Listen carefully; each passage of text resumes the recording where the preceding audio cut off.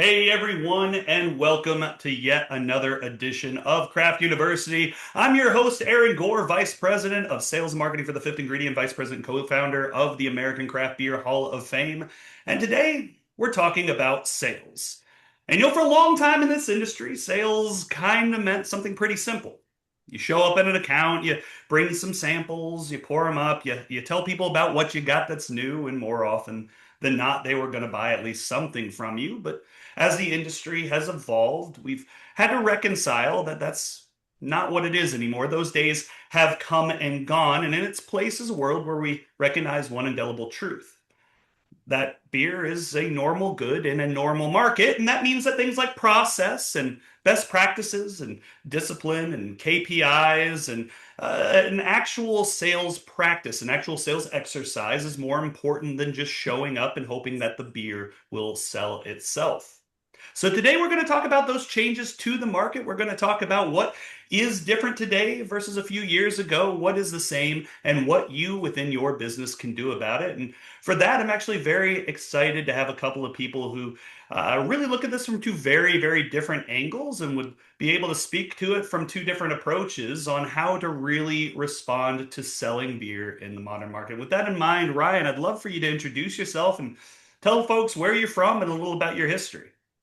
So my name is Ryan Self. I am one of the chain business managers with United Carolina Beverage. If that's a new company to you, that's because that's a new company, period. We had a merger recently with Carolina Premium Beverage and United Beverages here in North Carolina. So big changes on our end. My background is more on the local craft supplier side. Joined UCB about 6 months ago and overseeing kind of a new world for us, or not a new world for us, but a new role for us, which is high impact venues. Everything from your sports venues, the airport, whitewater centers, or local chains, just kind of those on premise high impact spots that a lot of times have very unique sorts of needs. Absolutely. And for anybody who's unfamiliar with some of Ryan's earlier history and helping run the sales and operations side for a couple of major breweries in the Charlotte area, he's been able to play not just on self-distribution side, but also on traditional wholesale distribution as well as a mix thereof, an area that I think for a lot of folks they're becoming more and more familiar with by the day. But Chris, how about yourself? I think some folks might recognize you from your own podcast, your own webinar series, but would love to hear a little more about your background for anybody who hasn't been lucky enough to stumble on you yet. Thank you, Aaron. Thank you for having me today. Yeah, Chris Farman, founder of Small Batch Standard. Over the past 15 years, we have helped over 300 breweries make sense of their numbers through outsourced accounting, tax compliance, and most importantly, benchmark consulting. So we do basically everything your CPA does. We just do it better because we're doing it just for craft beverage manufacturers. And importantly, from there, y'all have really expanded a lot more into that consultative approach as well, and not just Yep, handling the numbers, but also how best to apply those numbers in areas like sales and distribution, co-manufacturing, and even the tap room. Huge area of absolutely. focus for y'all. Plus, you have really cool hats, which doesn't hurt. But today we're talking about sales specifically. We're talking about, importantly, how sales relates to where the market is these days. And the market is very different these days, but when we say that's kind of fuzzy around the edges, because if there's one thing about craft beer that I can say firmly is that these days it's an exercise in nostalgia. We're constantly looking backwards to 2016, 2018 for points of comparison and reference. And, that kind of brings us to an area today that can seem almost unfamiliar for people who are kind of weaned within that market, either as consumers or operators. So, Ryan, can you speak a little to some of the differences as someone who's been selling beer since 2009? How it has changed over time, and what does the market today look like that it may look a little different than in the past? Well, I think the first answer that some of us were probably slow to adapt to is it is no longer enough to be a craft brewery or to be a local brewery or to be even the best brewery, right? We have seen breweries close that I think anyone in this room would vouch for their quality. We've seen breweries thrive that are probably of more dubious quality empirically and according to the standards we've accepted for certain styles. And I think that frustrated a lot of us for a long time, probably continues to do so, but it also speaks to reality that during the real boom of craft beer, particularly in the Southeast, which was somewhat last to market as they typically are on these things, there was a lot of, it's a local beer, it's a craft beer, it's got a fun story, it's got a fun name, and that's enough. And so many folks were coming to the market that frankly didn't have 10, 15, 20 years of background consuming these products, or a deeper understanding or an interest in a deeper understanding, that it was just enough to have something that had a lifestyle story to tell, right? And it was a brand, and it was, I know the brewer, I know the owner, they're down the street from me, and that was just enough. And that change has been a radical one, I think, for a lot of folks who are saying, my beer is great. Why isn't it translating? My story is great. Why isn't it resonating? And I think that's a real challenge for a lot of folks who might make phenomenal beer, but maybe weren't ready for a very competitive market. Yeah, there's only so many times you can hear three white dudes in a dream as the origin story of a brewery before it ceases to be a differentiator. It's local. It's Is it good? local, isn't that enough? Yeah. Yeah. It's local. Yeah. Well, Chris, you kind of approach it from a different angle. You've gotten the opportunity to kind of be along for the ride with a whole variety of individual breweries, but see it through their lens of having to respond to these changes in the Yeah. market. Speak a little to what that's kind of been like from an impact standpoint, and some of what you've seen by how breweries are feeling and how they're responding to these changes. So can I get geeky with numbers and data? Please do. Okay, awesome. Thank you. I knew you'd be okay with that. Right. So everything that we do consulting wise is we will divide the business units of a brewery. We'll look at tap room as a standalone business unit, and we'll look at wholesale or distribution as a standalone unit. And if you're using a distributor or you're self-distributing, the distribution model is going to look a little different, even though the net is about the same, because those self-distributing breweries have all the fleet costs and they have all the expenses that come along with the drivers and so on and so forth. So each year we benchmark around 80 breweries, fully vetted financial statements, and I'll tell you at the end of 2023, walking into 2024, our data set showed that the wholesale business, on average, of our data set was losing 54%. Do you want to say So that again, just for anybody who may have blacked out after hearing that? yeah. The whole of our data set, 80 fully vetted financial statements of breweries, all different sizes, all parts of the country, 30,000 barrels down to 1,000 barrels a year in production. They were, when we looked at the wholesale unit alone, they were losing 54%. This is Chris, before you even said that, I was going to ask you, I was already ready to follow up and ask you, how many breweries did you audit who had no real idea whatsoever of their laid-in cost on a keg of beer, a case of beer? Well, so fortunate for our customers, they all know their fully net costs, their net margin of beer in wholesale, because it's such a slippery slope, right? So that was the beginning of 2024. We did it again at the end of 2025. And believe it or not, the average loss went from 54% to 18%. So while things are still getting harder and things are still getting more complicated in this sales environment, this distro environment, craft breweries are actually getting smarter about how they run their sales program, everything from cost of goods sold to labor. And the biggest thing is all the other expenses that wholesale has to carry that there really isn't enough margin to pay for.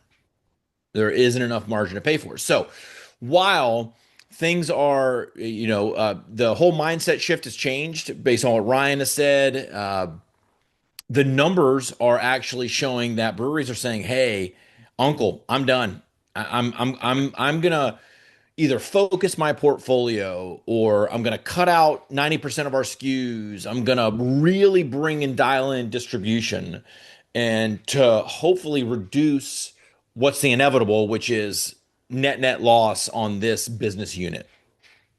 Well, I think that you make a good point there, Chris, and I think that's something that I know I have seen anecdotally is breweries really responding to the fact that we're in the era of business model innovation more than product innovation. That Mhm. isn't necessarily a bad thing, but with respect to the wholesale business, you said something before that kind of jumped out at me, and that's the fact that For a long time, this idea of self-distribution was that self-distribution was in and of itself a virtue, and working with a wholesaler was not. I mean, Ryan, for his part, was deeply involved with some of the pushes to open up self-distribution within North Carolina.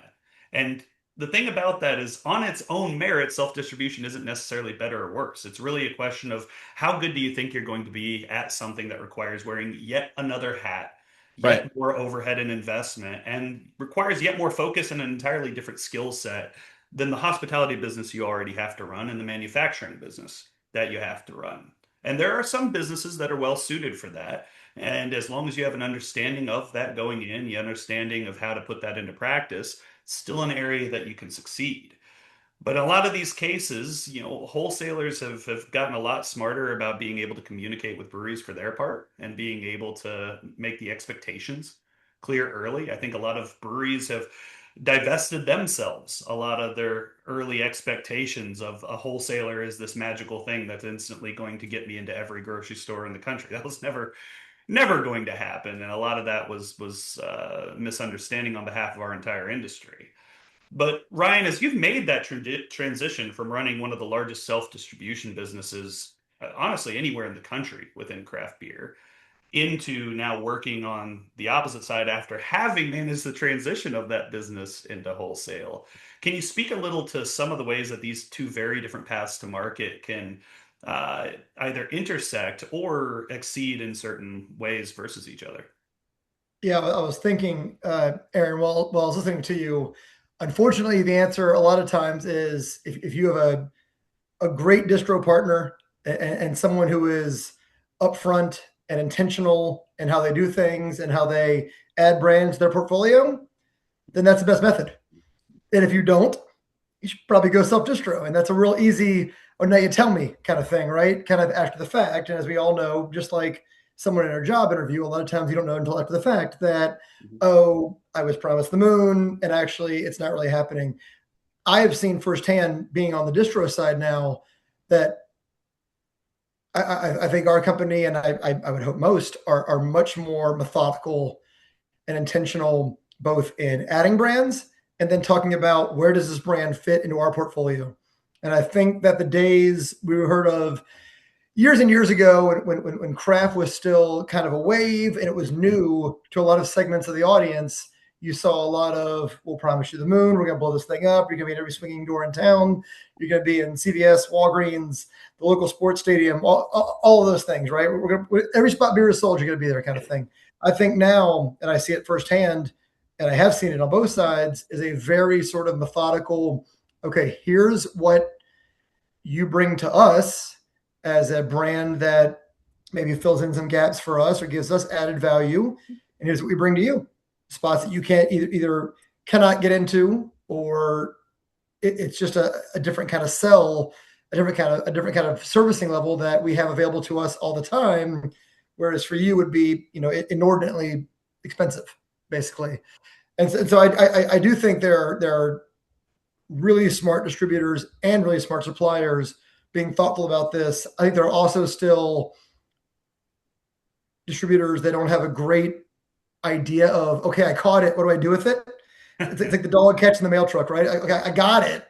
Now what do I do with this, right? How to make this additive to my company? And there are, as we all know very well, plenty of suppliers thinking the magic bullet. As soon as I get that deal signed, I'm going to blow up. They're going to put me everywhere. I'm not required to have sales support anymore. My costs go to zero, and they just take care of it. I just get to make beer. And so that reality still exists, but it does seem like both sides have gotten a lot smarter about this, even in the last 5-10 years. Well, and to your point, that having more honest conversations, even if they're less flowery conversations, can be a good thing. I mean, at the end of the day, they've turned into more business conversations and less narrative discussions. And that's a good thing because business is the art of measured rationality. And it takes a certain level of optimistic irrationality to create all the beautiful things that make the craft beverage industry what it is. But it can be both refreshing and a lot of times more productive to be able to sit down and say, we're going to do this for you. We expect you to do this for us, and we are both going to be able to Yeah. benefit from X, and just be open about that instead Right. of pretending like we're all going to ride this into being the next Sierra or the next Anheuser. But you did mention the fact that for a while, craft was a wave. Craft was new, and for a lot of retail accounts, for a lot of customers, that was a huge part of its appeal, that novelty value, the fact that it was something that felt unbounded. Well, today we have a whole set of new categories, a ton of different products from hemp beverages to RTDs to canned cocktails to cider to seltzers. Chris, can you speak a little to what that portfolio management looks like and how those impact the bottom line of the core business? Because as a brewery, in a lot of ways, we're better positioned than most. If you can make beer, if anything, you've got more equipment than you need Yeah. to make most of these categories. Yeah, so I mean, I've been touting for a while now that you're a beverage company, or you need to be moving toward beverage company over just brewery. I think most people got the memo and are doing that. I would say breweries begrudgingly brought in food programs. They're not as begrudging to bring in other beverage programs. Look, I think it's we're preaching a focused portfolio when it comes to beer. I'd love to hear Ryan's input on this, but the days of 8 styles up to 24 SKUs are gone, right? Are gone. If you take some of the biggest names in the country, small craft names, they're associated with one racehorse. So we're asking craft breweries to go to 2 styles, 3 styles max, with a max 9 SKUs in distro. And we get pushed back and say, well, what about our seasonals, and what about this, and what about losing shelf space, and blah blah blah. I was like, well, if you're small enough to begin with, you're not losing any shelf space. The only pushback we get, which is valid, is our customers producing over 20,000 barrels a year that already have secured that billboard effect in all the C stores in their market. They don't want to give that up because their distributor, their rep has told them, if you give this up, it's gone. We're not replacing it with another craft brand. It's going to evaporate into some other space. So, And just real quick, Chris, uh, can you comment on what the billboard effect is for anyone who might be unfamiliar with that term? oh, billboard effect is you've secured, 6 styles in multiple chains, and so you're walking down the aisle, the beer aisle, and you look over and you can immediately recognize that brand, because whether it's all along one shelf or stacked right on top of each other, it creates a billboard for that brand, and it's easy to stand out. 2 + 2 is 5. Yeah. Exactly. And if you have 6 styles in several major chains, congratulations, you do work for Sierra Nevada. Right. You may not realize it, but that's impressive. Yeah. Yeah. That's Yeah, fair so I enough. mean, look, I think the name of the game today for smaller craft breweries is focus, distributing with a purpose. That purpose is really to drive business back to your tasting room. Mhm. It's to get more folks familiar with the brand, come visit you, and drink at the source. Yeah, I think it's a tough game, and the thought that, hey, we're gonna make 1,000 different types of beverages and be all over a a retailer is long gone. Chris, the example that really opened my eyes recently, and it's rare these days, I think, for any of us to have our eyes or really be shocked anymore, right?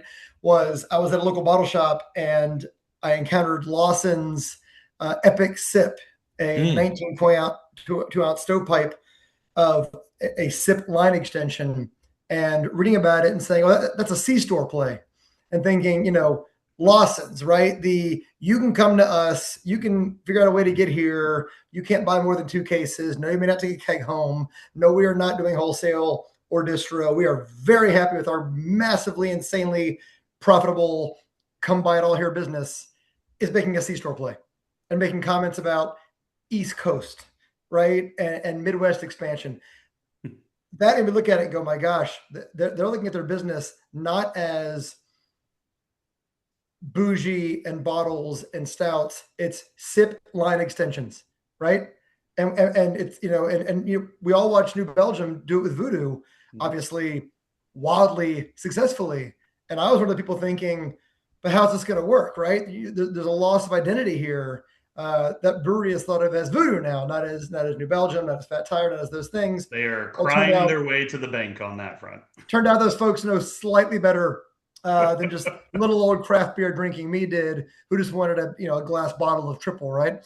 Turned out they knew just a little better, but it's fascinating to see even the brands whose whole aesthetic, if anything, was we're not making a ton of beer. We're not interested in being there.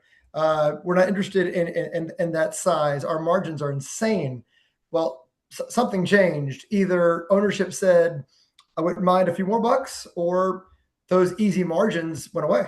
And all of a sudden it was, I've got to go a little wider, right? I've got to get the brand out there to make my brewery continue to be even a tourist attraction, not even just for locals. And seeing that change blew me away. Yep. Absolutely. And in some cases, even moving into co-manufacturing, Lawson's being an example of that as well. So supporting that expansion without a huge amount of capital expenditure comes with its own challenges. But Yeah. we're talking about focusing your portfolio more, but beer is only one part of any sort of sales operation. There's also the human element. And we can talk about focusing in those sales resources, those staff members, the actual field sales reps that are out there hitting accounts, hitting key accounts, either working with your wholesaler, selling the product in themselves. That comes with its own challenges. And some of those challenges are tied to the fact that you have owner led sales or very small scale where you're just selling to your own neighborhood. And you have these larger, more robust, dedicated distribution plays that work at scale. Brian, can you speak a little of some of the challenges that come with kind of going from in to in plus one, of really trying to scale from I'm just going out and visiting our local bars and restaurants and selling it in myself while I'm juggling all these other things, to now I'm looking towards a dedicated team of people who are going to be able to support this market? And how do I make that sustainable in this chasm between those two steps? Well, the short answer is you will never hire someone who believes in your brand the way you do, right? Who gets your brand the way you do, who will talk to that buyer and say, "Hey, I've got to have this work, right? This has got to work," kind of thing. And here's why I created this company and all the sleepless nights and I cashed out my 401k and all those things. You cannot replicate that kind of authenticity, and I think you shouldn't try. I think the better answer is, do you, as the owner or one of the owners or one of the principals, how do you create enough organic demand and enough, I'm going to use a word that we should use again, hype, right?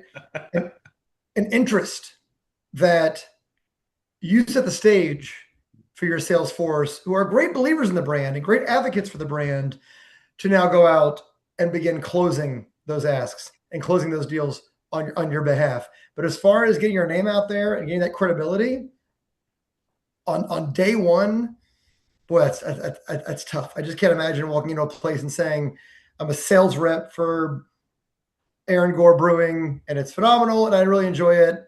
But ultimately, that sort of natural passion, and even that, the way I used to always describe hiring a salesperson to my people was, all right, it's 5:03, it's Thursday afternoon, you've been told no 8 times in a row, you're tired, it's been a long day, you just want to go get a beer. And that one guy back across town who told you, yeah, I'm usually there Thursdays, end of day, it's like, will you go? Right? What makes you go? And by the way, it might be the time you show up and it's like, oh no, his dog died, his car broke down, he's not here actually, right? And that might happen 5 times, but you get him and you got him, right? Because that guy's hard to get, and your competitors are experiencing the same problem. That guy's hard to track down. Can you find someone to do that? Mm-hmm. As the owner, of course you'll do it, right? You'll watch till 10 p.m. if you need to. But I think long before you get to that stage, it's I'm going to go out to the tastemaker spots in town and put this beer in a place where bars that don't have it are going, what is that? I'm getting asked for this. I don't even know what it is, but I would buy that based upon my consumers. Yeah, hiring in the sales roles is notoriously challenging. And Chris, I do want to dive into some of the numbers side, but before we dive into that, Ryan, I got a very specific question to you because this is one that's actually come up recently in my conversations. It's one I always prioritized on my own end, but one of the chief challenges we have as an industry is we're hiring people in relatively low accountability positions to sell alcohol.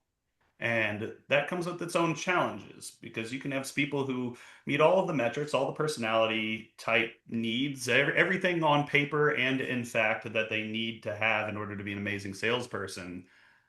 And then they're in the market with a trunk full of samples. Are there any things that you'd recommend for kind of screening out during the hiring process, pre-hoc rather than post-hoc, some of those people who may wind up becoming a challenge downstream? It's hard to say. I've been very fortunate with my sales teams over the years. I always say that my sales team makes me look good, right? And I've been really fortunate in bringing in folks. And one thing I have never done is hire someone from the industry. Uh, what I don't need is I have experience with this. I have experience with talking about your brand. I've experience with what I am looking for. Someone is someone who I just find relatable. Even just talking to them, there's a comfort level of like, I, I would buy something from you. And again, keep in mind, we're talking at a very small scale here, right? If I was running Sierra Nevada in 4 states, I would not say, hey, just bring in someone who seems super cool and see how it goes, right? There is a difference to that. But for a sort of fledgling brewery that is trying to sell in a 10, 20-mile radius, I've always had a lot more success with you seem personable, you seem like a worker, you seem like someone who cares, someone who has buy-in, someone who takes ownership. I think there's a lot of value in that. I've never been someone who wants to. I'm not going to track your sales van. If I were to sit in front of a computer and stare at your GPS, I'll just get somebody else. If I'm not worried about it, I don't need to call you. And where are you right now, right? But there are daily check-ins, there are weekly check-ins there, and then checking with customers too. Mhm. How's your rep? Do you feel like you're aware of our new stuff? Do you feel like you're finding out about our new beers on our Facebook instead of from your rep? Do you feel like you can get what you need consistently? If you make a phone call, do you get a response within X number of hours? Uh, it's much more art than science, obviously. And I think you get to a certain scale where it becomes science. Okay, you've proven you can handle this. You can handle the responsibilities of this, of being, as you made a point, kind of off the grid, right? We're not, you're not sitting in an office where we keep an eye on you, but when you're small, I think there's something about, all right, you can go out and tell my story. And if you are going to be hiring from within the industry, do something that we all in this industry should be doing a lot more of, call references. Yeah. That is critical. And the number of people who never call a single reference when they're making a hire in the brew house for sales, for operations is absolutely shocking. I've And had you'll never salespeople learn. apply with me that three accounts shut that down in about 10 minutes. It was Absolutely. and sometimes it was as simple as, you know, he's fine. And sometimes it was as simple as, if you hire him, that's the last thing you sell me. By the way, that took a 3-minute phone call to keep me from making a huge mistake, and I would have never seen coming. Yeah, the last thing you want is to hire somebody who's going to burn all of your brand equity by getting absolutely shit rocked at a tasting and starting a fight with a customer. I've seen that happen, and that is what you want to avoid. Well, as we But know, Chris, you can build that equity for a year and lose it in 10 minutes, right? absolutely. But Chris, we've talked about the human element. Let's talk a bit about the actual dollars and cents of it, because hiring salespeople, the one big challenge is it's expensive. It's hard. Yeah. During my days consulting, and actually, for anyone who doesn't know, who happens to be watching this, I actually spent most of my career on the sales and operations side for breweries. Very familiar territory for me. But as a consultant, one of the things I get asked all the time was, how should I be compensating my sales staff? What should I be paying my sales staff? And more often than not, my answer was, well, you can't afford one. So, can you speak a little to some of what you look at when you're doing some of these industry benchmarks for compensation, for total outlay when it comes to sales and distribution operations? Yeah. I can give you a real quick math example that most breweries should be abiding by because, like you said, I think 70% of the breweries out there can't afford, don't have enough volume, don't really need a sales rep, Mhm. right? Uh, but for the 30%, this is your quick math. And if you happen to be part of that 70% and listening to this and you're just shaking you're scratching your head saying, why does this not feel right? 10%. 10% is the rule, right? So take your sales rep's base salary, no commission, and multiply it times 10. $40,000 base, $50,000 base. That rep should be in charge of $500,000 in sales. So you're paying them 50 base. There's always going to be a commission component. There's always going to be a field budget component. There's going to be benefits and taxes, which add to this. But if we just look at the base and we multiply it times 10, that puts you in the middle of our sales benchmark, outside sales benchmark for most breweries out there. Now, the reality is most breweries that we work with are 20%. So that $50,000 base salary is only responsible for $250,000 in revenue. And responsible self-distro is easier to look at than working with a distributor, but you can math it. You can kind of figure out what this rep is responsible for. And since the margins in wholesale are so thin, we can only allocate about 10% of the base because we know there's going to be the commission component that bumps it up to 13%. And we know there's going to be the field budget that's going to bump it up to 15%. And then the taxes, at the end of the day, it's going to be 20. So what if we're starting at 20? Then all of a sudden we're up at 30. The math doesn't work, right? You can never Chris, make. Yes, sir. no, I didn't mean to cut you off. Sorry, I was getting in line, right? We don't have Yeah, a go little ahead. hand thing like on Teams over here. Oh, dive on in, Yeah, Ryan. Let's have I fun. was more just getting in line because I think what you're saying is spot on. I do have a question for you that I'd love to hear how you address it that I've heard a number of times. Yeah. You know, opening a brewery, running a brewery, scaling a brewery involves a number of step changes in cost that have no guaranteed commensurate step change in revenue, right? Installing the brew house on day one is a step change in cost, right? That has no guaranteed step change in revenue. How do you handle those folks that say, no, I'm not walking this rep into a pre-established book of business, Oh, but it's a little chicken or the egg. How do I get one without the other? yeah. Yeah. No.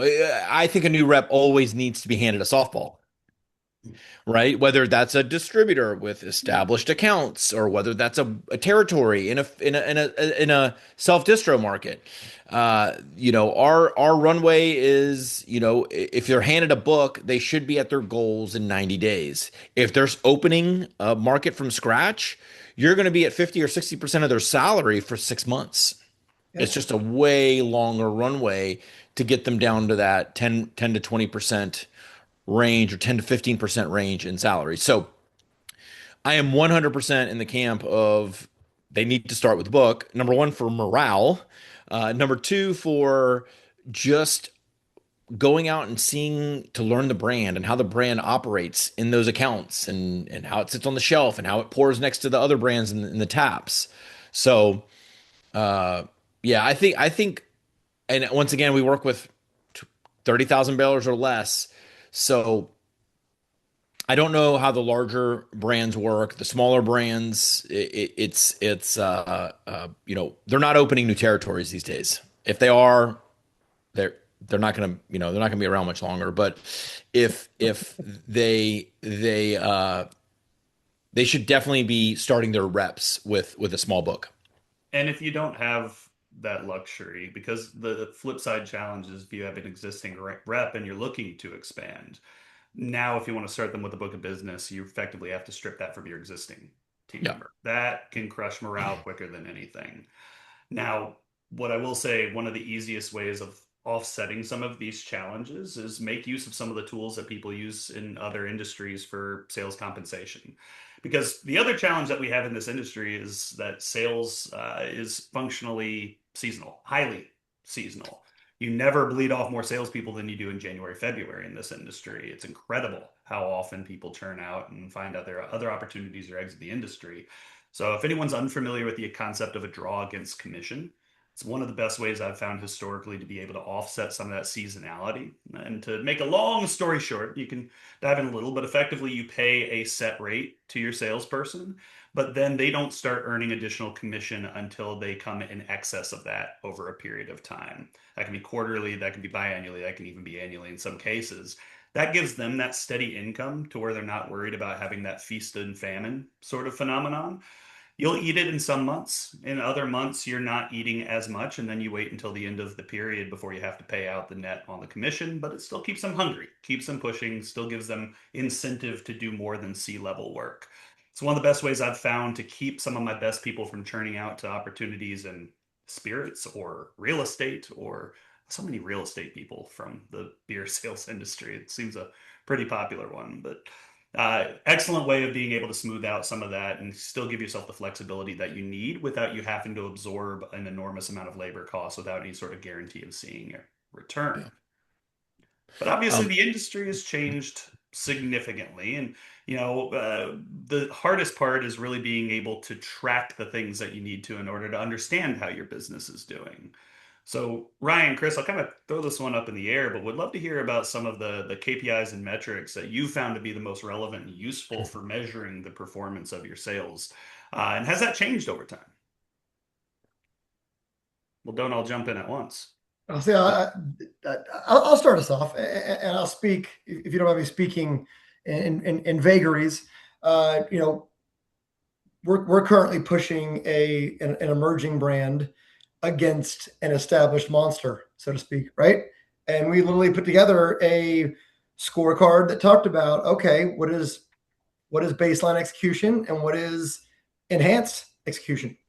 That might literally mean that, all right, is the new brand available in that bar or restaurant in the same format as the established brand, right? They're both on tap. They're both in package.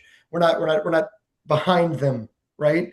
Uh, is there any kind of POS available, right? Is there any kind of server lineup awareness of the brand? How do they describe it, right? Can we even secret shop it and just get a look at how does the Friday night bartender talk about that brand when you go ask for one, kind of thing. But then there's also enhanced options as well, and that might be that it's a better price, it's a more high profile format, it's more visible to the consumer. You have an event planned, and I think a lot of those things can be tracked and can also be incented as well to think about. Okay, here's how we're going to compare these two things. Absolutely.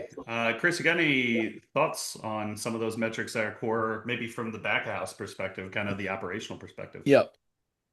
Yeah. So when we look at the distro, we have a ton of benchmarks that we look at, but the first one that comes to mind is just revenue per barrel, right? That's going to give us a barometer of like how is this working? If is it are we even close? Are we close, or are we out at sea with just nothing? Your revenue per barrel range when working with a distributor is going to be 350 to 500.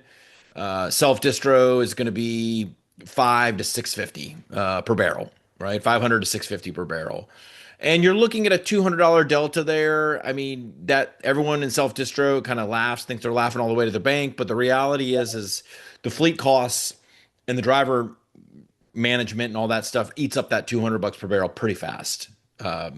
So revenue per barrel is the first thing. We have a bunch of metrics on COGS too. We want to see how your cost of goods sold are, your gross margin. Um, I would say that breweries have done a really good job of aligning COGS, meaning a brewery, a production manager, a director of ops has no problem calling his buddy down the street and say, "What are you paying for this material?" And if they're paying less, you call up that vendor and say, "Yo, you're giving it to him, give it to me," and it's all good. So there's a lot of opening of the kimono when it comes to COGS, and that's great. It's when we get to the other expenses where it goes haywire. You know, some breweries are paying their director of ops over six figures, some are paying under. Some are paying their lead brewers and director of sales more than others. So labor gets out of whack, and then we start getting into other expenses. So I mean, at the end of the day, a well-run wholesale program is only going to net 1 to 5% versus a well-run tap room pub program could net up to 18%. The average is 12 to 18% on a pub, right? Higher than restaurant averages because you're making your own beer, but 1 to 5% in your wholesale program. I mean, there is such little room for error there. And just as a point of clarification as well, and I've said this on prior webinars for anybody who does tune in regularly, but the reason you make your own beer in the modern industry is as a way of recouping a percentage of margin. That is the role that producing your own beer plays in a world where your wholesale business or your tap room are the way that you actually turn your beer into cash more Yep. often than not. So remember to look at it through that lens. And a lot of business decisions become a lot simpler when you realize that your beer in the tap room versus everyone else's is purely a marginal question. It is not a question of anything other than, does this bring me more than that bottle of wine, that bottle of liquor, that food, that merch, anything else that you're selling? And once you start looking at it through that lens, all of a sudden you start to understand the impact that Yeah. scale of brew house, the equipment, the investment, the space has. In some ways, it might make more sense than ever, and in other ways, maybe adding a little more capacity back there might make less. And you don't know That, until that, you that, start to that make bottle of that. wine, bottle of liquor keeps the one person in the party of 6 or 8 from Mhm. torpedoing the entire party coming to your brewery and drinking high margin pints. That's right. 100%. Having a veggie burger saves the entire group of with that one vegetarian Yep. friend from going to, and actually we can speak from experience at the Fifth Ingredient. Our CEO Polkit happens to be vegetarian. When we go out to conferences, when we go out at a team, we have to pick our spots around that, and that's not a bad thing. It's led to us exploring a lot of amazing spots. But if you don't have an option that one member of the party, whether vegetarian or gluten free or only drinks wine or only drinks spirits, is able to enjoy, you lose the entire group and you lose all of that bucket of revenue. And now more than ever, it's important to keep that in mind. Now, we've talked about distribution though a couple of times, and one of the things that I find a lot of breweries struggling with is understanding how to work not just with their wholesaler on the execution, the actual delivery. Yes, we need to promote our brand, have sales resources and market, but a lot of those agreements do have dedicated marketing dollars that need to be spent. And a lot of times it gets spent on the easiest things. Here's some glassware, put it somewhere, and hopefully it gets put somewhere our beer's actually on. But Ryan, I would love to hear a little from your perspective on what are some of the most productive ways to spend some of those co-marketing dollars, and have you found any creative ones that aren't necessarily the old tried and true? Yeah, that's interesting. I definitely understand the old school version of, all right, we're going to buy 10,000 glasses, we're going to buy however many boxes of coasters, Mhm. and those are just in the warehouse, and they can go to whichever account currently needs them, right? And it does, and the ability to measure the growth is non-existent, Yep. right? Whereas, for a long time, we looked at, things like, and obviously this is the world that I play in now, are your sponsorships, right? And getting involved in those things. And I get that not everyone's going to write the, $500,000 check to the local NFL team, but there are so many small things that can be done. We have a local on-premise chain who sponsors a golf tournament every year that is for a charity that is near and dear to them, Mhm. and it's a very small number to put a foursome in that tournament and provide some beer, and that gets you multiple placements in all their restaurants and the owner's good graces.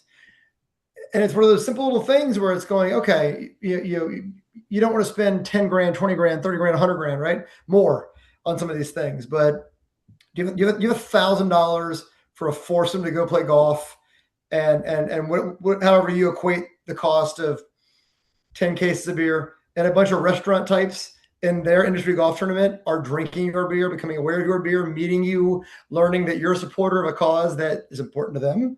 That I think finding those little wins it can be done, and it's huge. There are so many little wins out there where, and I know some breweries want to say, oh, everything is just write a check, write a check, write a check. And you're right. In some places it is. And I'm not going to promise, your tiny brew pub that we can put you in the NBA arena, right? And you're not. I'm sorry, you're just not going to match Modelo, Corona's placements. I can't help you there. But what I can do is find targeted wins for you that are not a big amount of money, but absolutely get you multiple times your investment. And I think and that's a good supplier and a good distributor, right? Because these restaurant groups a lot of times will reach out to the supplier as well, saying, "Hey, can you do something for me? And it's them coming to us and saying, hey, can we cost share this? Can we chop this up a little bit and say, for a relatively small amount of money in the grand scheme of things, this is a major, major chance for growth.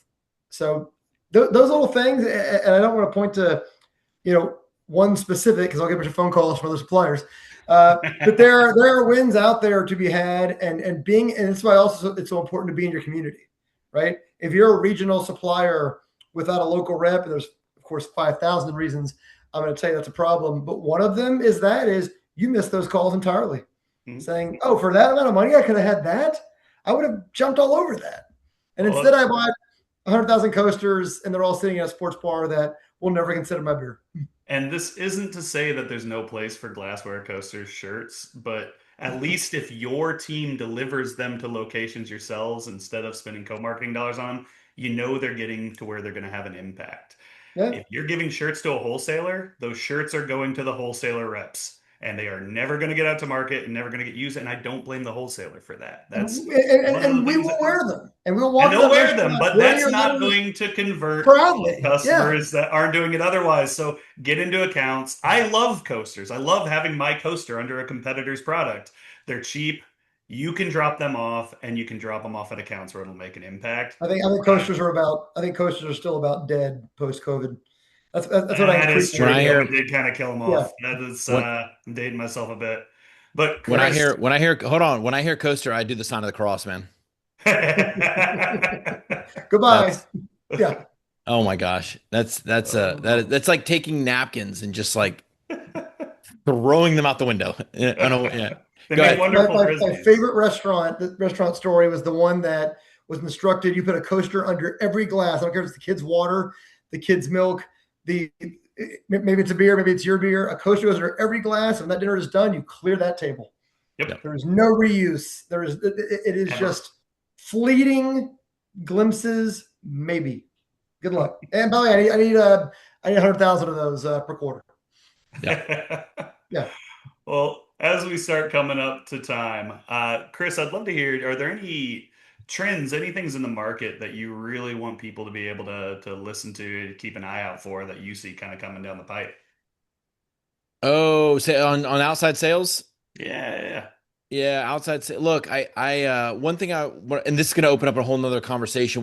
I wish I didn't have a call at 4. We could have stick around longer, but I think the sales program in distro and wholesale really needs to be looked at from a lens of objection handling.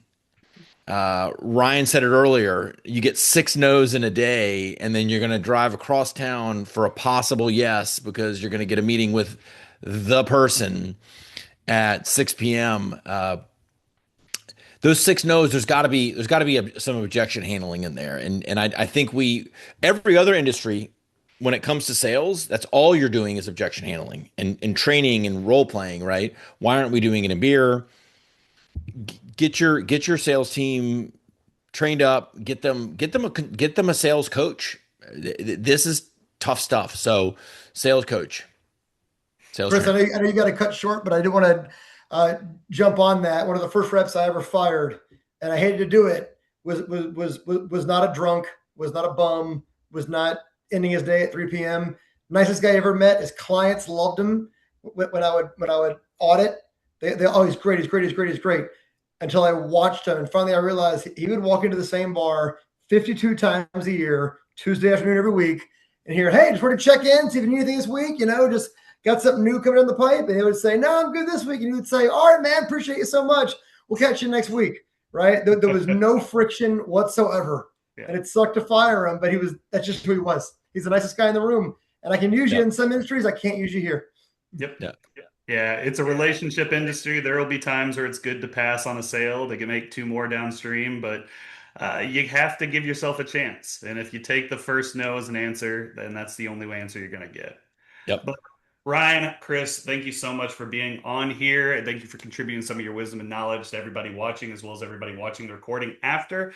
As always, everybody, you can find these webinars for free in the Craft University Shared Drive. Appreciate everyone being here. And next month, we have a little bit of a shift. We're actually going to be pivoting and having a special session with Jeremy Carney of Central Coast Analytics talking about the use of data in beer and how to look at your data in a way that lets you really be able to apply that in ways that you may not have thought of. So look forward to seeing everyone there and have an excellent day. Cheers. Thanks, fellas. Thank you.